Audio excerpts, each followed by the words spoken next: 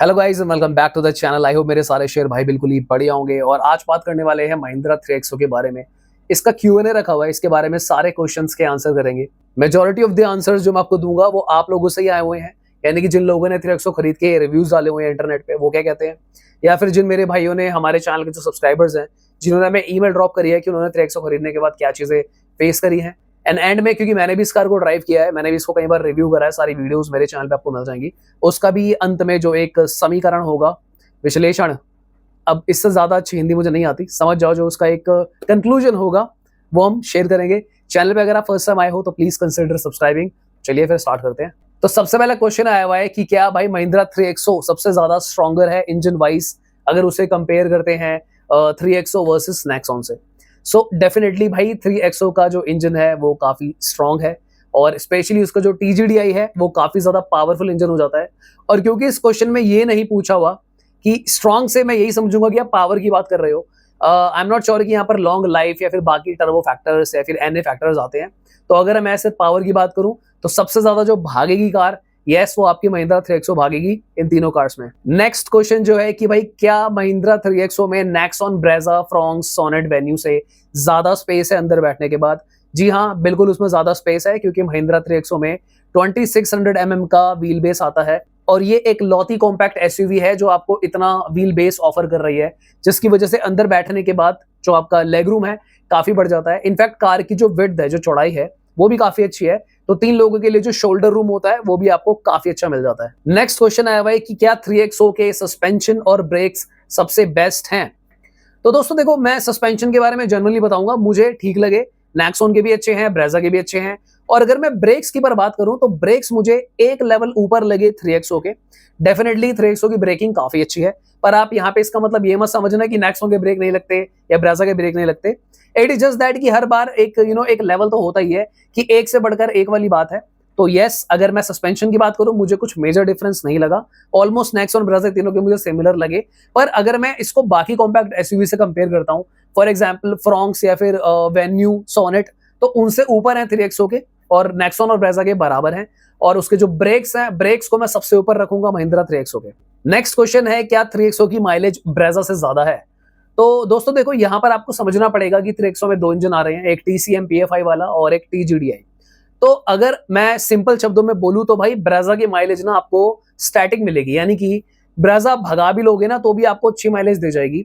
पर 3XO से अगर आपको माइलेज निकालनी है, पहली बात तो देखो आपको 20-18 के आसपास माइलेज क्योंकि ब्रेजा की आ जाती है, तो 3XO से उतनी माइलेज निकालने के लिए मेरे ख्याल से देखो, एक तो थोड़ा सा टफ है इतनी माइलेज आ जाए, और अगर आपको इतनी माइलेज निकालनी भी है तो आपको अपनी कार को 60 से 80 के बीच में चलाना होगा। पर यहाँ पे क्वेश्चन ये बनता है, अगर आपको 60 से 80 के बीच में चलानी है क्योंकि आपको माइलेज चाहिए, तो 3XO लेने का क्या ही पॉइंट हुआ, क्योंकि वो कार तो ड्राइव एंथुसियास्ट के लिए है। वो कार तो उन लोगों के लिए है जो इतना फ्यूल के बारे में नहीं सोच रहे, उन्हें कार को भगाना है और कार की पावर को फील करना है, तभी तो कार का ड्राइविंग डायनामिक्स निखर के आएगा। क्योंकि देखो दोस्तों, 80 से नीचे तो मोस्ट ऑफ द कार्स आपको सेम ड्राइविंग डायनामिक्स ही दे देती है। तो अगर आपको 3XO की एक्चुअल पावर को फील करना है या फिर उसके ड्राइविंग डायनामिक्स को समझना है, तो उसके लिए आपको कार भगानी पड़ेगी। तो यस, आप एक बार को देखो उतनी तो नहीं आने वाली है 18-20 आप जो सोच रहे हो, चाहे आप 80 में भी चला लो, पर काफी अच्छी माइलेज निकाल सकते हो 3XO से, TGDI में खासकर, अगर आप 60 से 80 के बीच में हाईवेज पे ड्राइव करते हो तो। दोस्तों आई होप आपको वीडियो अच्छी लग रही होगी। मैं आपसे रिक्वेस्ट करूंगा, गुजारिश करूंगा कि फटाफट वीडियो को लाइक कर दीजिए और चैनल को सब्सक्राइब कर दीजिए अगर आप पहली बार आए हैं। आपका सपोर्ट हमारे लिए काफी ज्यादा जरूरी है इसी तरह की अच्छी वीडियोस बनाने के लिए। Thank you. नेक्स्ट क्वेश्चन है कि क्या 3XO वाइब्रेट करती है? आई थिंक ये पूछना चाह रहे हैं कि क्या 3XO का इंजन वाइब्रेट करता है।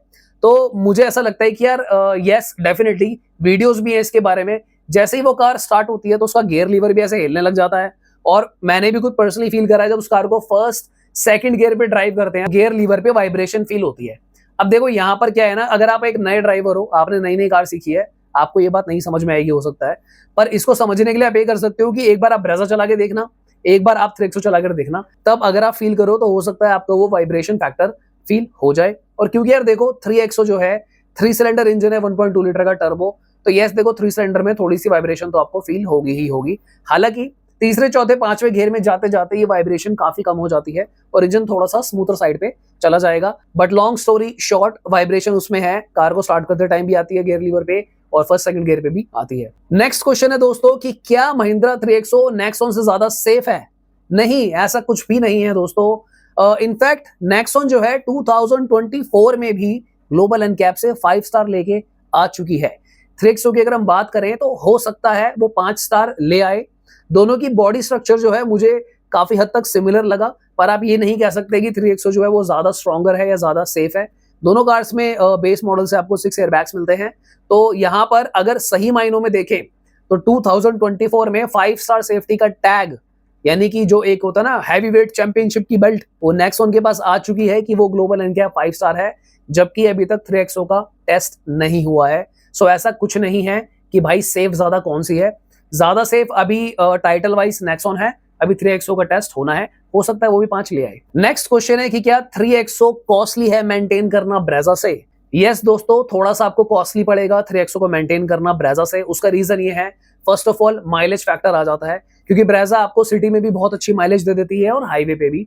सेकंड, ब्रेजा में आपको NA इंजन मिलता है, तो NA इंजन की जो लाइफ होती है वो काफी अच्छी होती है, 10 साल भी निकाल देती है और आराम से 2-2.5-3 लाख किलोमीटर भी चल सकती है अगर आप टाइमली सर्विस करवाते हो तो। और उसकी वजह से जो सर्विस कॉस्ट है मारुति एज अ ब्रांड, वो भी थोड़ी सी लेबर कॉस्ट, पार्ट की कॉस्ट कम पड़ती है। कंपैरेटिवली महिंद्रा की पार्ट्स की कॉस्ट थोड़ी सी ज्यादा है, 5-7% कंपैरेटिवली। आपको जो टर्बो इंजन मिलता है, टर्बो इंजन के जो पार्ट्स की कॉस्ट है वो थोड़ी सी ज्यादा ही रहती है। तो यस, 3XO अगर आप लॉन्ग टर्म ओनरशिप पे देखते हो 5-7 साल के हिसाब से, 10 साल के हिसाब से, तो हर जगह आपको थोड़ा एक्स्ट्रा ही पैसा देना पड़ेगा वर्सेस ब्रेजा। सो VFM यहाँ पर ब्रेजा निकल कर आएगी, ना कि 3XO। तो नेक्स्ट क्वेश्चन है कि क्या 3XO और नेक्सॉन की जो लाइफ है वो सेम है? अब देखो यहाँ पर अगर आप टर्बो इंजन की बात कर रहे हो ना, तो मैं दोनों की ही लाइफ को सिमिलर मान लूंगा एक बार को, और थोड़ी सी वो कम भी है अगर आप उसे NA इंजन से कंपेयर करते हो, क्योंकि टर्बो इंजन के खराब होने के, थोड़ी खराबी आने के चांसेस ज्यादा रहते हैं वर्सेस NA इंजन। कंपैरिजन के लिए जैसे मान लो आप क्रेटा में 1.5 इंजन आता है, ब्रेजा में 1.5 NA इंजन आता है वर्सेस टर्बो इंजन, तो थोड़ा सा उनकी लाइफ कमी होती है। पर यहाँ पर देखो, अब ये क्वेश्चन में क्लियर नहीं करा गया कि क्या आप डीजल पर्सपेक्टिव से भी देख रहे हो। अगर आप इनके डीजल इंजन देखते हो तो दोनों कार के डीजल इंजन काफी अच्छे हैं और दोनों कार्स के डीजल इंजन की लाइफ अच्छी ही रहेगी, आप आराम से उसको 8-10 साल भी खींच सकते हो। पर अगर आप सोच रहे हो कि टर्बो इंजन को आप 10-11 साल लॉन्ग टर्म चलाने के हिसाब से, तो मैं आपको वो रेकमेंड नहीं करता। नेक्स्ट क्वेश्चन है दोस्तों कि क्या अभी 3XO खरीदनी चाहिए या फिर थोड़ा वेट करना चाहिए? तो यहाँ पर देखो, ये सब्जेक्टिव है। सब्जेक्टिव कैसे है कि यार आपकी फाइनेंशियल सिचुएशन क्या है। देखो, समझदारी तो ये कहती है कि जब कोई नई कार आती है तो सबसे पहला बैच आपको नहीं ले लेना चाहिए, उसके 2-4-5 लॉट को निकलने दो, कारों को बिकने दो, और थोड़ा रुक कर लेना समझदारी होती है, ताकि आपको उस कार के सारे प्लस माइनस पॉजिटिव नेगेटिव्स पता चल जाते हैं।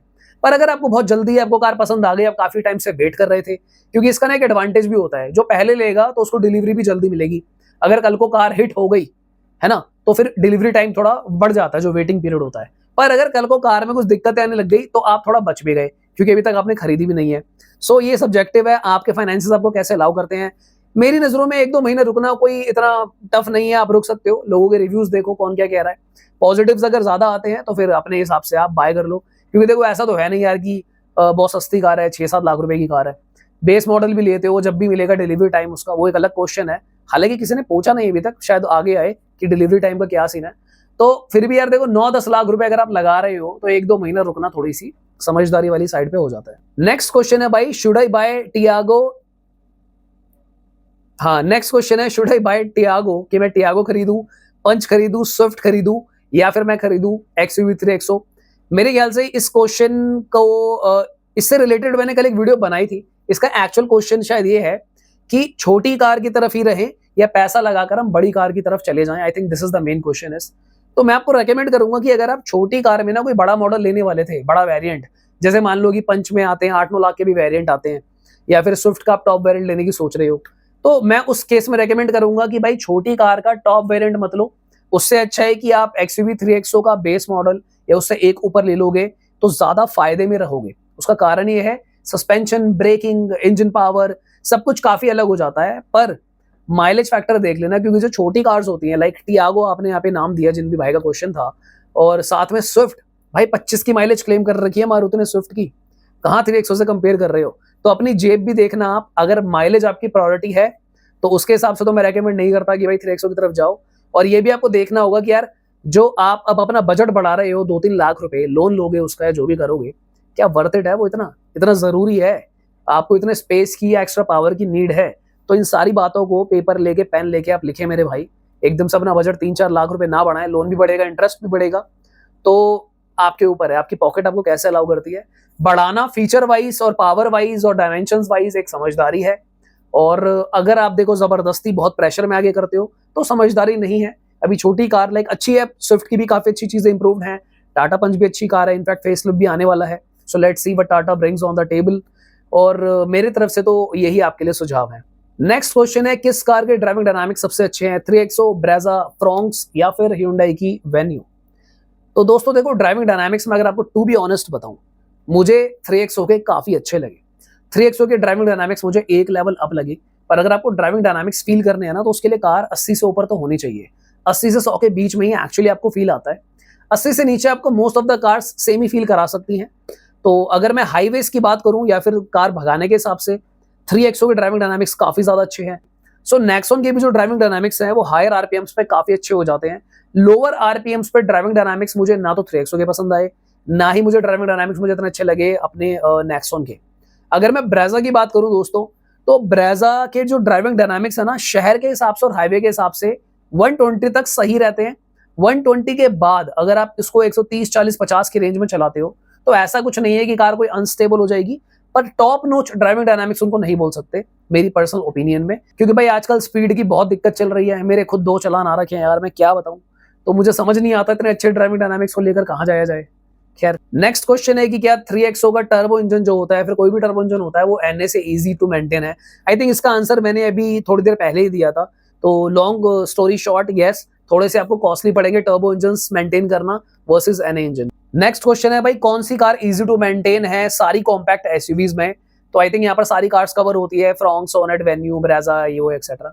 तो जितने भी NA इंजन आप लोगे, क्योंकि अगर आप देखो इजी टू मेंटेन की बात कर रहे हो, तो आई थिंक आप पैसे से रिलेटेड ही बात कर रहे होगे कि पैसा कहाँ पर ज्यादा खर्च नहीं होगा, एक्स्ट्रा बार बार नहीं लगाना पड़ेगा। तो यहाँ पर मैं ये भी इंक्लूड करूंगा कि जितने ज्यादा फीचर वाली आप कार लोगे और टर्बो लोगे साथ में, उतना ज्यादा आपकी मेंटेनेंस कॉस्ट जो है बढ़ती जाएगी, पार्ट्स का खर्चा बढ़ता जाएगा। 1.2 इंजन आता है NA के, या फिर आप 1.5 NA इंजन लेते हो और एक ऐसा वेरिएंट लेते हो जिसमें बहुत एक्स्ट्रा फीचर नहीं है, तो वहां पे आपकी ओवरऑल लॉन्ग टर्म जो कॉस्ट है वो थोड़ी सी कम हो जाती है। नेक्स्ट क्वेश्चन है कि क्या 3XO की लाइफ ब्रेजा से ज्यादा है। यार देखो, मुझे ऐसा नहीं लगता कि ऐसा हो पाएगा, हालांकि ये कोई इम्पॉसिबल चीज नहीं है। जो लाइफ होती है ना कार की, उसमें बहुत सारे फैक्टर्स का रोल प्ले होता है। उसमें सबसे मेन चीज तो इंजन ही होती है। क्या इंजन चल पाएगा 10 साल? देखो मारुति के तो चल जाते हैं, और महिंद्रा 3XO का भी चल जाएगा, पर वो पता है वो किस केस में चलेगा, आप उसको इतनी ज्यादा नहीं रगड़ रहे। अब मेरे को एक बात समझ नहीं आ रही, जो बंदा टर्बो इंजन ले रहा है उसे पावर चाहिए, वो तो उसको रगड़ेगा ही ना, उसे तो भगाएगा ही ना। देखो अगर आप 60, 70, 80 के बीच में चलाते रहो उसको कई सालों तक, तो इंजन लाइफ बढ़ जाएगी, तो वो चल भी जाएगी। पर ऐसा मुमकिन नहीं होता दोस्तों। जब आपकी कार में पावर होती है ना, तो आप भगाते ही भगाते हो। आप चला रहे हो अपनी 3XO, आपके साथ में कोई आ गया ब्रेजा नेक्सॉन, मेरे से तेज भगा रहा है, अभी दिखाता हूँ मेरे पास टर्बो है, ले फिर। सो जितना ज्यादा हायर रेव्स पे हम अपनी कार को भगाते हैं, इंजन की लाइफ उतनी धीरे धीरे कम होती है, कॉस्ट खर्चे थोड़े से बढ़ते हैं, क्योंकि पार्ट्स यहाँ वहां होते हैं, कुछ ऊपर नीचे हो जाता है इंजन में। तो ब्रेजा का क्या है ना, वो उतनी भाग ही नहीं पाती, क्योंकि भाई कंपनी ने पहले ही बोला उसमें उतनी पावर नहीं है, ओवर पावर कार नहीं है Brezza. Brezza is like a VFM car, तो थोड़ा बंदा सेफ भी रहता है। वो 120 पे भी काफी लगता है भाई, हो गया। हाईवेज पे भी 120 ठीक है। अगर आप 150 वाले हो भगाने वाले, 40 वाले, तो उस केस में तो देखो 3XO सही है। तो उतनी लाइफ मैं नहीं मानता, अगर उतनी लाइफ निकालनी है तो 60 से 80 के बीच में चलाओ हाईवे पे भी। लास्ट क्वेश्चन कि आप कौन सी कार रेकमेंड करोगे, ब्रेजा, नेक्सॉन या 3XO। देखो यार, इसके ना मैंने काफी वीडियोस ऑलरेडी मेरे चैनल पे ना बना के डाले हुए हैं, क्योंकि इसका कोई एक आंसर नहीं है। वैसे इसे एक आंसर नहीं है। अब देखो, इंजन पावर वाइज 3XO ऊपर हो जाएगी, सेफ्टी वाइज ब्रेजा 1 पॉइंट नीचे हो जाएगी, क्योंकि दोनों को अगर आप 5 मान लो तो। इनफैक्ट नेक्सॉन का तो टेस्ट भी हो गया, तो फर्स्ट नेक्सॉन हो गई, सेकंड 3XO, थर्ड ब्रेजा हो गई सेफ्टी में।